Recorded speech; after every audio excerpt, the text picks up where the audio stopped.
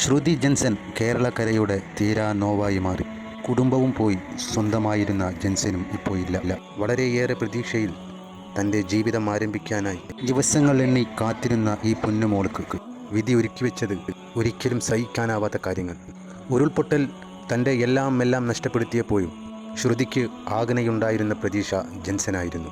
എൻ്റെ മരണം വരേക്കും തന്നെ നിന്നെ കാത്തു സൂക്ഷിച്ചേക്കാം എന്ന് പറഞ്ഞ ജെൻസനും ഇനിയില്ല എന്ന വാർത്ത ശ്രുതിയുടെ നെഞ്ച് തകർക്കുമെന്നത് ഉറപ്പല്ലേ? അതല്ലെങ്കിൽ ആർക്കാണ് 10 വർഷം ജീവന് തുല്യം തന്നെ പ്രണയിച്ച തൻ്റെ ജീവൻ്റെ പകുതിയായ ജെൻസനും ഇനി തനിക്കില്ല എന്നറിഞ്ഞാൽ ഏതൊരു പെണ്ണിനാണ് നൊമ്പരം അടക്കാൻ കഴിയുക? 10 വർഷത്തെ പ്രണയത്തിനൊടുവിൽ വീട്ടുകാർ ഇരുവരെയും ചേർത്ത് വെച്ചപ്പോൾ വിവാഹ നിശ്ചയം കഴിഞ്ഞ് ഡിസംബറിലുള്ള തങ്ങളുടെ വിവാഹ തീയതി കാത്തിരുന്ന ജെൻസനും ശ്രുതിക്കും വിധി ഒരുക്കി വെച്ചത് മറ്റൊന്നായിരുന്നു.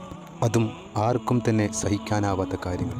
ദുരന്തം തൻ്റെ കുടുംബത്തിലെ 9 പേരെ നഷ്ടപ്പെടുത്തിയപ്പോഴും ജീവന് തുല്യം തന്നെ സ്നേഹിച്ച അച്ഛനും അമ്മയും സഹോദരിയുമെല്ലാം ഇനിയില്ല എന്നറിഞ്ഞിട്ടും ശ്രുതി ജീവിക്കാൻ തീരുമാനിച്ചത് ജെൻസന് വേണ്ടിയായിരുന്നു. ഇപ്പോൾ ഇതാ ജെൻസനും ഇല്ലാതായി. ശ്രുതിയെ ഇനി ജെൻസന്റെ വീട്ടുകാരോ അതല്ലെങ്കിൽ ശ്രുതിയുടെ മറ്റു കുടുംബാംഗങ്ങളോ സംരക്ഷിച്ചേക്കാം.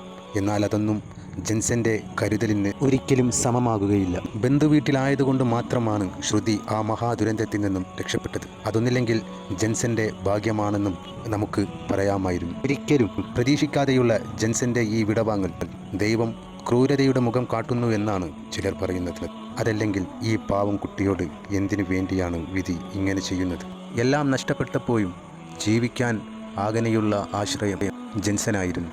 മരണത്തിന് മുമ്പേ ജെൻസൻ പറഞ്ഞിരുന്നു, എനിക്കെന്തെങ്കിലും സംഭവിച്ചാൽ ശ്രുതി ജീവിക്കണം. അതിന് ശ്രുതിക്കൊരു വീട് വേണം, ഒരു ജോലിയും. വിധി ആർക്കും ഇത്തരം ദുരവസ്ഥ നൽകാതിരിക്കട്ടെ. ഇങ്ങനെ പലതരം ആഗ്രഹങ്ങൾ ഇരുവരും തങ്ങളുടെ ജീവിതത്തിൽ ആഗ്രഹിച്ചു. പക്ഷേ സംഭവിച്ചതെല്ലാം മറ്റൊന്നു. ജീവൻ്റെ അവസാനം വരെ ഞാൻ നിൻ്റെ കൂടെയുണ്ടാകുമെന്ന് പറഞ്ഞ ജെൻസൻ ആ വാക്ക് പാലിച്ചു മടങ്ങി. മകൻ്റെ മൃതശരീരത്തോട് ജെൻസന്റെ അമ്മ പറഞ്ഞത്, ഞാനിനി ശ്രുതിമോളോട് എന്ത് പറയുമെന്ന്. അല്പമെങ്കിലും ജീവനുണ്ടായിരുന്നെങ്കിൽ എൻ്റെ ജീവൻ പകുത്ത് നൽകിയെങ്കിലും ഞാൻ നിന്നെ രക്ഷിക്കുമായിരുന്നില്ലേ അപ്പൂസേ? നീ എന്നെ വിട്ടു പോയല്ലോ, ഞാനിതെങ്ങനെ സഹിക്കും? അലറി കരഞ്ഞുകൊണ്ടിരുന്ന ആ അമ്മ ഇടയ്ക്കിടെ തൻ്റെ മകനെ നോക്കി പൊന്നുമോനെ എന്ന് വിളിച്ചു. ഇത് കണ്ടു നിന്നവരുടെയെല്ലാം കണ്ണു നിറച്ചു. ഈ വലിയ വിഷമത്തിൽ നിന്ന് നമ്മുടെ ശ്രുതിക്ക് ദൈവം സഹനവും സമാധാനവും നൽകി അനുഗ്രഹിക്കട്ടെ.